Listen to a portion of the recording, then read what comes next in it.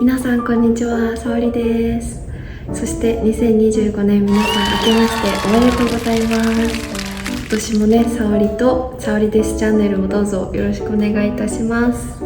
じゃあ新年一発目のね動画ということで、今回は私の人生を変えたと言っても過言ではないジャーナリングとスケジュールの立て方についてお話ししたいと思います。私の Vlog を見てくださっている方は、私がね朝ノートを書いてたり夜寝る前に何か書いてるようなシーンがねあって、それをご存知の方もいるかもしれないんですけど、そのワンシーンからねありがたいことに私のジャーナリングの方法とかそのノートの書き方っていうのを教えてほしいっていうようなねリクエストをいただきましたので、今回は動画を作ることになりました。年始ということでね、今2025年今年いい年にするぞとか目標を達成するぞっていうねモチベーションが高いタイミングだと思うので、そのための具体的なアクション方法の一つとして皆さんのね少しでも参考になれば幸いです。はい、じゃあまずね用意するものは本当に簡単です。もうノートとペンだけです。で、何のノートかっていうと、私はこのね無印のスケジュール表を今年はね購入しました。本当に何でもいいんですけど、私的におすすめしたいのが、できるだけ一日一日で書けるスペースが多いものがいいんですね。で、この無印のスケジュール表のいいところがこんな感じでね開くと、月のね一覧がまず一番最初に載ってるんですね。で、その後にスペースがあって、で一日一日が半ページずつ書けるような作りになってます。で、あとはこれも無印で購入したんですけど、無地のノートです。こんな感じです。 A4 の。はい、じゃあ早速私が具体的にどういう風にジャーナリングスケジュールを立てているかっていうところに入るんですけど、ここからはね手元を映しながら説明していきたいと思います。じゃあまず前提として何か目標を立てるときに、大きい目標をまず立てて、どんどんねブレイクダウンしていく、小さな目標に落としていくっていうのが、基本となるステップかなと思うんですけど、今回は年単位での目標の立て方っていうのはちょっと割愛します。じゃあそちらが終わった前提で、まずね今年の目標っていうのを月ごとのね目標に落としていきます。で、私の今年の目標をちょっと参考までにちょっとこちらに載せるんですけど、こんな感じでね目標を立てました。これを踏まえた上で、じゃあ今度月ごとの目標設定に移っていきます。はい、じゃあ見えますかね。こんな感じで、ノートの構成としては先ほど申し上げた通り、一番最初にですねちょっと12月を例にとるんですけど、こんな感じで一覧、1年のねスケジュールで12月のね一覧が見れるところ、空白のスペースで1日1日書けるようなね、こんな構成になってるノートになります。何でもいいと思います。ただおすすめなのが、一日一日にしっかりスペースがねあるものをおすすめします。というのも、いろいろね一日のタスクを書いていくのでスペースが必要ですね。で、ちょっとじゃあ1月ですね、まだ始まったばっかりなんですけど、私の年間目標として一つが IT 系のね資格を取るっていうところと、あと YouTube ですね、週に3回は投稿するっていう目標がまずあったと思うんですけど、それを達成するために、じゃあ一個一個のね勉強の計画だったりとか YouTube のね、じゃあ週3回やるの、じゃあ月末29、30、31にじゃあ1本ずつ上げるのかっていうとそうじゃないので、いつねどんなペースで編集してっていうのをね月の初めに計画を行います。で、まず私がやることとしては、まずここですね、ここに最初、この月にやりたいことみたいなのを書きます。で、一つ目は YouTube3 本上げる、あとは AWS の勉強のまず計画を立てるっていうところで、実際にそれを実行する。で、あとはこれはあれですね、そうだ、お金系の目標も立ててるので、それを達成するみたいなのを書いてますね。で、あとはこれも YouTube 関連で来月の企画を考えるっていうのも入れてます。はい、そんなところで、じゃあやりたいことを書いたら、次はそれをねいつやるかっていうのを書いていきます。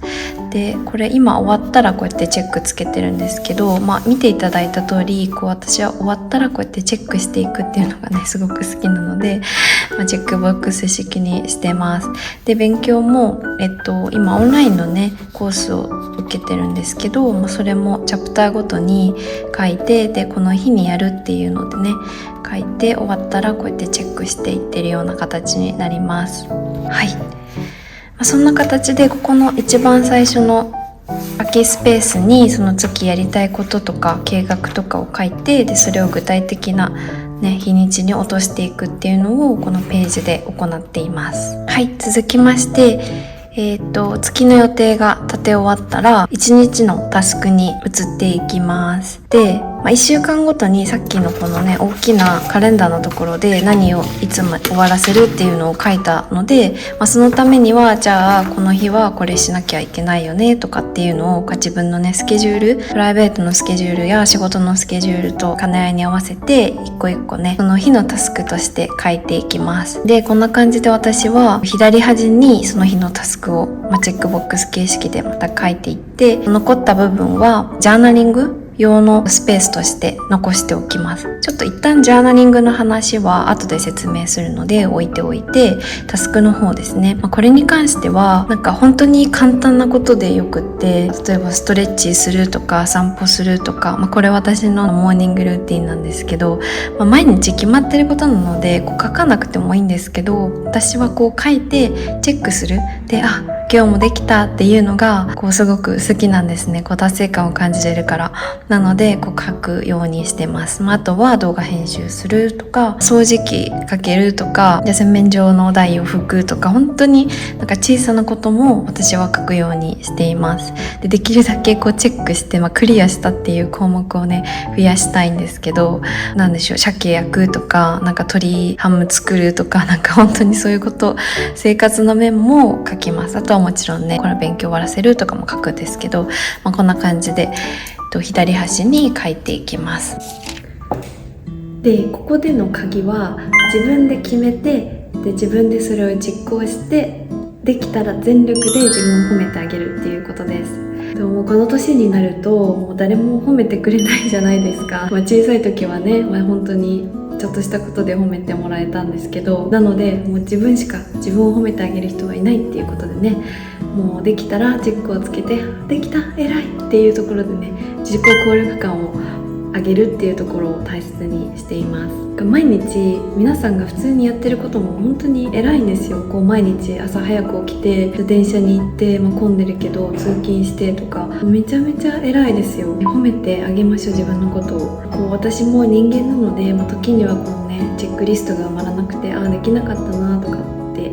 いう時もあるんですけど、ちょっと長い時間ね、SNS 見ちゃったなとか。でもなるべくそう思わないようにダラダラする日っていうのも設けてます。ダラダラする時間で自分で決めて、それこそチェックリストに私は書くんですよ。この日は仕事終わったらもう映画見て頑張るタスク系みたいなことはもう一切しない日。そうやって自分で決めてとことんダラダラしたらネガティブな気持ちにならないんですよね。例えば SNS 見るとして時間を使ったとしても、自分で決めてやった楽しんだんだからマイナスじゃないじゃないですか。でも本当は資格の勉強しなきゃいけないのにとか、何かをしなきゃいけないのにSNS 見すぎちゃった、これしようと思ってたのにしちゃったっていうのだとせっかくね同じ時間を過ごしてるのにネガティブにねなっちゃうので、絶対に休む時間っていうのは人間必要なので、もうそれもスケジュールに組み込んで、とことん休む。でまた次の日から頑張る。またこれも自己効力感を高めるコツかなと私は思います。ちょっと話がそれたんですけど、そんな形でね毎日できるだけ有意義に一日一日積み上げれるようにっていう風にこのねノートに書くっていうのが性に合ってるので楽しく続けられています。はい、で横の空いてるスペースでジャーナリングを行っていきます。この目的は日記みたいにあった出来事を書くんじゃなくて、自分の感情にフォーカスして書いていきます。朝起きたらその日のちょっと気持ちですね。今日は気分が落ち込むなだったら、なんで落ち込んでるんだろうなとかってちょっと自分に質問をしてあげる。で夜寝る前も今日すごく頑張れたな、達成感すごい感じてるなだったらその内容を書いてあげる。で自分のねじゃあ何がよくできたと思うとかって、このキーとなるのは自分と対話する、自分をいたわる時間を作ってあげるっていうことで、メンタルケアの一つのね方法としてすごく効果的だなって私は思うので、人間って自分がね意識していないタイミングでも本当にすごいいろんな判断をしてるんですよね。なので疲れてます、意識的にそういうね自分をケアしてあげる時間っていうのを取ってあげるのがいいんじゃないかなと思います。で、ジャーナリングのまた続きなんですけど、この大きなねノート、これは何かというと自分の吐き出し口ノートです。もう誰にも見せられないです。もう見せなくていいんですだって自分との対話だから見せなくていいんですけど、もう本当にねそのさっきの右横に書けないような何かが起きた時ですね、人生生きてたらいろいろあるじゃないですか。仕事での悩みだったり人間関係の悩みだったりね、本当にいろいろあると思うんですよ。何気ないねちょっとしたムカついた話とか、あとは本当にすごく嬉しかった話とか何でもいいんですけど、そういうのがわーって溜まった時に私はこのねノートに戻ってきていろいろ書くんですね。で書いてると最初はすごいんですよ。これに対してすごく不安に思っているとかって。でもだんだん書いていくとじゃあなんでこれ不安なんだろうなとか、これが不安だと思ってたけど実際これが原因で、これをなくしたらもしかしたら不安じゃなくなるかもなとかって結構深いレベルで考えることができるんですよね。書いてると、だんだん頭が整理されてきて、ただ頭でぐるぐる考えているよりもすごくすっきりしてくるんですね。これはもちろん合う合わないがあると思うんですけど、私はすごく性に合っていて、ちょっとまだやったことない方は、一度だけでもねぜひ試してみてほしいなっていうぐらいおすすめなんですけど、そんな形でこのノートをね使っています。それだけじゃなくて、私がオーストラリアに来るって決意できたのもこのノートのおかげと言っては過言ではなくて、それは海外に行くとか会社を辞める時に、不安がないわけないじゃないですか。でその時もすごくいろいろ書いたし、自分何がしたいのかなとか、自分人生どういう風にしたいのかなとかっていうのも頭だけで考えるんじゃなくて文字に起こして、図にしてみたりとかすることですごくすっきりクリアになりました。そんな感じでこっちの大きなノートをねジャーナリング性能として使ってます。もうどんなに字が汚くてもいいんです。誰も見ないから、正直に吐き出せる場として私はこのノートを使っています。最後は月の振り返りですね。で最後月末のタイミングで私はこの4つのね質問観点でその月を振り返るようにしています。振り返りをもとに次の月、こうしたらもっと良くなるとか、これは継続していこうみたいな形で、振り返りをねするようにしています。はい、ではざっとね私のジャーナリングとスケジュールの立て方について説明したんですけども、いかがでしたでしょうか。何かね大きな目標を達成するには小さなねステップを積み重ねていくしかないです。一日一日を充実させて達成感を感じるにはこのスケジュール管理方法は一つ有効な方法なんじゃないかなって個人的に思います。でまた大きなね目標を達成したりとか、それを始めるっていうのは自信が必要じゃないですか。自信って自分を信じるって書くじゃないですか。でもそれって